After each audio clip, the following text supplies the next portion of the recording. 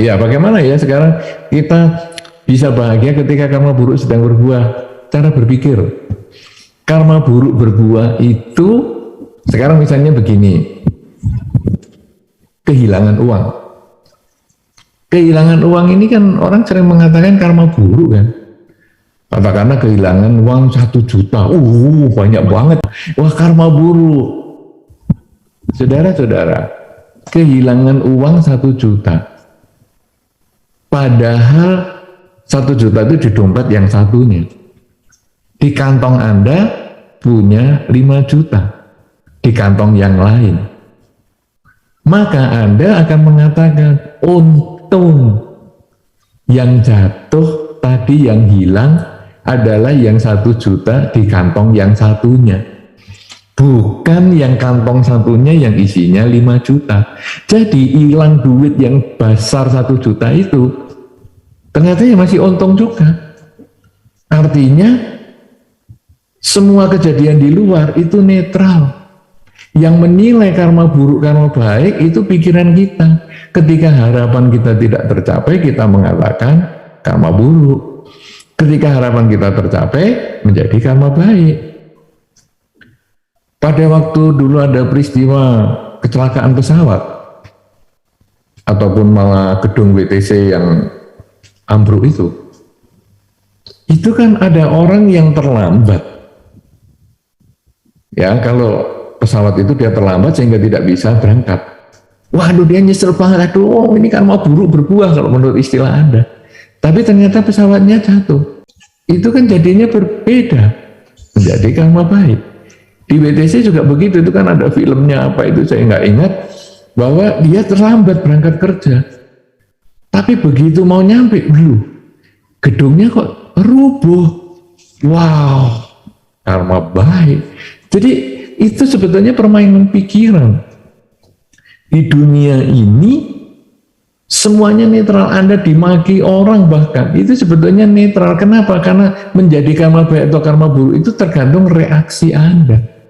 Di sekolah dulu kalau misalnya guru tidak masuk, wah itu seneng banget. Tapi gurunya nggak masuk, diganti kepala sekolah, malah diomelin seharian. Aduh, sampai jam 3 siang, stres, karma buruk. Kalau tahu gitu tadi guru masuk lebih enak, iya kan? Nah, jadi itu semua permainan pikiran. Karena itu selama Anda masih sering mengatakan, aduh ini karma buruk berbuah, karma buruk berbuah, berarti kita cara berpikirnya masih belum positif.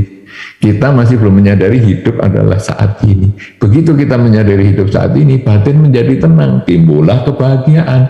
Karena itulah realitas kebahagiaan. Mudah-mudahan ini bisa dimengerti. Semoga Anda selalu berbahagia dengan pola pikir yang berbeda. Iya ya. Jadi sekarang aku harus mencari apa nih? Mencari hikmahnya. Semua peristiwa itu ada hikmahnya. Dengan mengatakan untung duitku yang hilang cuman yang di kantong satunya, bukan yang lain. Untung hari ini sakit sehingga aku nggak masuk kantor. Ternyata sekantor dimarahi habis-habisan karena bos kehilangan duit. Untung. Jadi sakit pun jadi untung.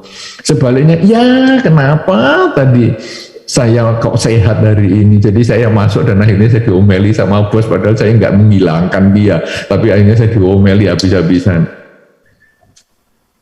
Dapat keuntungan atau dapat laba 1 juta.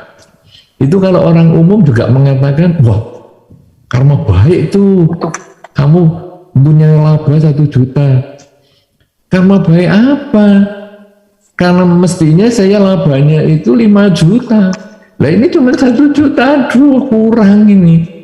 Nah, jadi akhirnya kalau kita berpikir seperti itu, laba 1 juta pun menjadi kekurangan. Tapi kalau kita berpikir untunglah sudah 1 juta labanya, ya sudah enggak apa-apa. Nanti lain kesempatan kan mungkin yang 5 juta kan bisa terwujud. Untunglah hilang 1 juta, enggak apa-apa lah. Tapi nanti kan saya lebih hati-hati lagi memegang uang supaya jangan sampai jatuh, dan seterusnya dan seterusnya. Gunakan kata untung supaya Anda selalu beruntung di dalam kehidupan. Saudara-saudara, Bagaimana ya membuat orang tua yang pikirannya tidak tenang jadi tenang? Kita harus cari sebabnya tenangnya dulu. Jadi sebabnya ketidaktenangan itu apa? Seperti tadi ya, ketika kita mau membahas tema ketika pikiran menciptakan realitas kebahagiaan. Setelah saya menjelaskan kebahagiaan kan kemudian saya juga menyampaikan apa penyebab ketidakbahagiaan itu. Karena dari penyebab itu baru bisa kita mengatasi problemnya.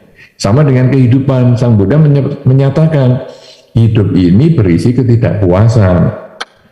Ketidakpuasan itu ada sebabnya. Nah, sehingga kalau sebab ini dilenyapkan, muncullah kebahagiaan.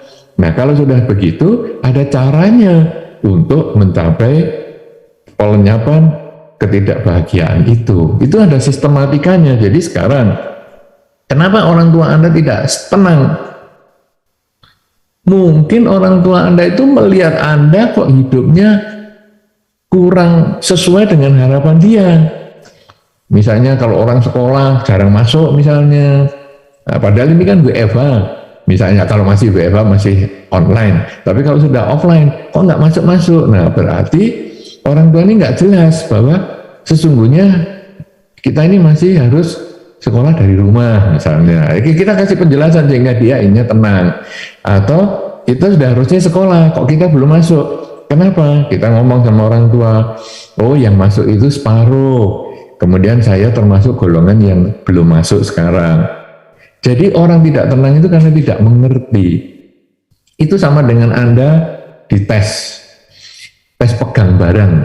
Ya, jadi misalnya ada satu kotak diisi misalnya apa ya, barang tertentu, benda tertentu, kemudian dipegang-pegang, langsung kita merasa, wih, kok kayaknya ular ya, lalu kita pegang dan kita takut, padahal ternyata mungkin bukan, mungkin itu hanya ular karet atau untuk plastik atau apa, tapi karena kita tutup mata, kita menjadi ngeri banget, karena pikiran kita kreatif. Anda kalau jalan-jalan di Bodigiri malam misalnya, kemudian lihat seperti ada orang jongkok, ada orang jongkok itu membuat kita tidak tenang. Tapi ternyata karena kan kalau malam kan remeng-remeng ya Bodigiri itu, jadi kok seperti orang jongkok, kita takut di wajah. Tapi setelah diperhatikan ternyata daun, ya pohon yang daunnya lebar itu persis punggungnya orang. Jadi ternyata daun, dan akhirnya kita tenang. Jadi orang tua Anda harus dilihat dulu penyebab ketidaktenangannya. Misalnya, aku takut masa depan ini gimana ya ekonomi keluarga kita. Nah, kalau gitu sekarang ya kita harus pendekatannya secara ekonomi.